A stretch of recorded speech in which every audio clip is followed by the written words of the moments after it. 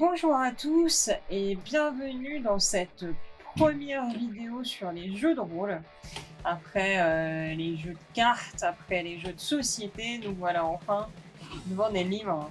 Aujourd'hui on va parler de Mornblade. C'est le 5e essai de Michael Moorcock pour faire un JDR sur Elric et tout son univers. Et celle-ci est très réussie. On s'apprête à regarder un très beau livre. Et maintenant c'est parti, allez on se plonge dedans.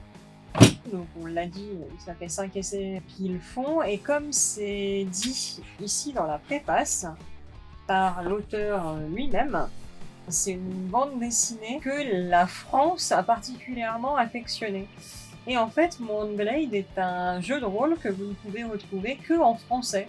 C'est une exclusivité francophone, et c'est pour ça donc je voulais vous en parler aujourd'hui. C'est parce que c'est une édition qui date à la base de 2012, qui a été rééditée en 2020 et qui est exclusivement en français. Il n'y a pas de version anglaise ou pas de version d'autres langues qui existent dans le monde actuellement. C'était assez rigolo parce que du coup je suis tombée sur un article d'un Anglais parti faire des vacances à Aix-en-Provence et qui l'a trouvé, qui était exceptionnellement heureux d'avoir trouvé ce jeu de rôle et qui du coup a pu faire profiter ses amis pour faire des parties dessus, tout en ayant juste le livre en français. Assez drôle pour être noté, et assez drôle du coup pour vous le partager.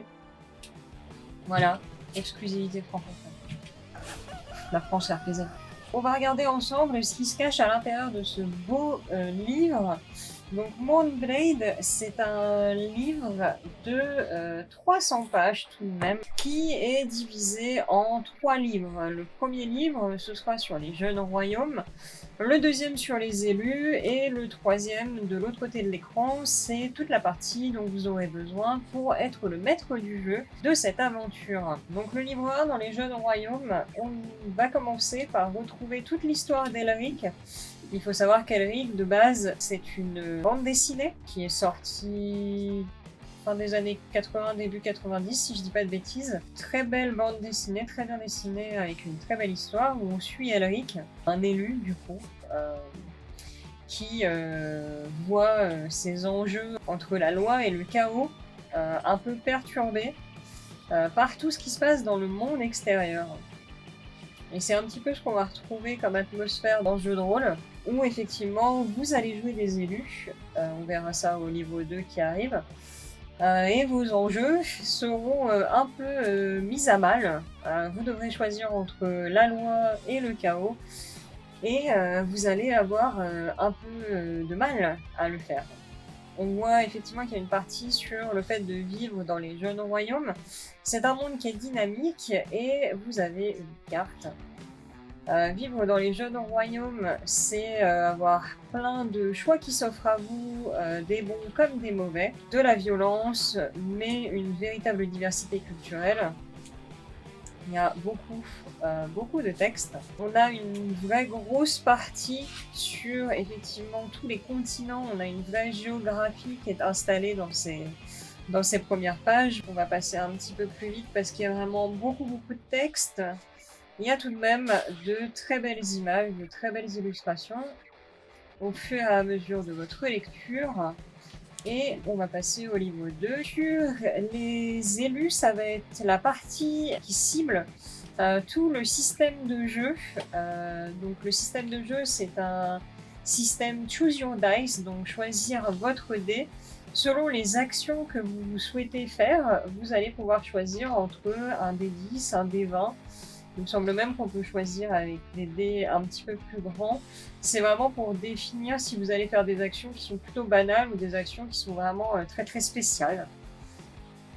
Donc ça donne, c'est un système de jeu qui est assez rigolo et qui donne toute une autre dimension à vos parties. Comme vu dans l'intro, ce n'est pas leur premier essai avec ce jeu de rôle sur le monde d'Elric, mais c'est leur 5e. On a eu plusieurs éditions avec des système de jeu un petit peu plus normalisé, on va dire, dont Shadowbringer, qui était le jeu de rôle précédent sur Elric, dont les gens se souviennent le plus parce que les illustrations de l'écran de maître du jeu et de la couverture du livre de base étaient incroyables. Mais c'était un jeu de rôle qui était assez controversé parce qu'au lieu de jouer vraiment un être assez puissant, comme on va jouer ici en jouant un élu, on était seulement quelqu'un qui suivait Elric dans ses aventures. Et donc avec cette édition, ils ont vraiment réussi à mettre l'accent sur le fait de ne pas jouer dans les aventures d'Elric, mais bel et bien juste dans son monde et de vivre ses propres aventures dans son monde. Donc c'est une très très bonne édition. On va passer un petit peu plus vite parce que c'est comme la dernière fois, il y a énormément de texte. Et à chaque fois, pour chaque page, on vous présente un métier.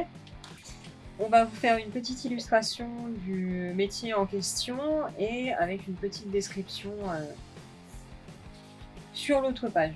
Vous avez également les compétences après qui sont bel et bien, qui sont bien détaillées et tout un pan du livre sur le combat, les armes, les armures, les attaques à distance, au corps à corps, les règles avancées qui vous permettent de faire des combats un petit peu plus soutenus et aussi toute une partie sur la santé, les dégâts, les différents dégâts que vous pouvez vous prendre, le feu, les maladies, tout ce que vous pouvez rencontrer. En bien ou en mal, et à la fin bien sûr les gains d'expérience et comment vous passez d'un niveau à un autre. Le fait d'appartenir ou non à un culte et les différents cultes que vous pouvez retrouver, aussi bien les cultes du chaos comme on avait avant, comme les cultes de la loi qu'on est en train de passer là. Et enfin un gros chapitre sur la sorcellerie. Hop, avec toujours de belles illustrations et beaucoup de texte. Le tout est extrêmement bien détaillé, c'est pour ça qu'il y a autant de texte d'ailleurs.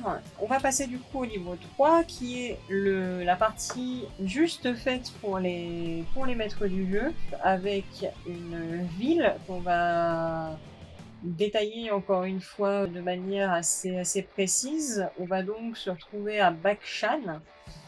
Donc vous avez tout ce qui se passe à l'intérieur de cette ville, la politique, le pouvoir, les différents protagonistes, les différents marchands, les maires, le maire pardon, des détails des quartiers dans lesquels vous allez vous balader, avec des cartes encore une fois très détaillées.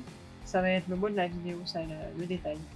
Encore plus de protagonistes, tout ce que vous avez besoin de savoir sur la ville. Et enfin, on a notre campagne qui est ici. Je vais pas vous la montrer, je vais juste vous la passer. Les ennemis de mes ennemis. On peut se demander si ce sont vraiment nos amis ou pas. Je vais juste passer à la fin pour vous montrer l'équipement et les très beaux dessins qui sont faits avec.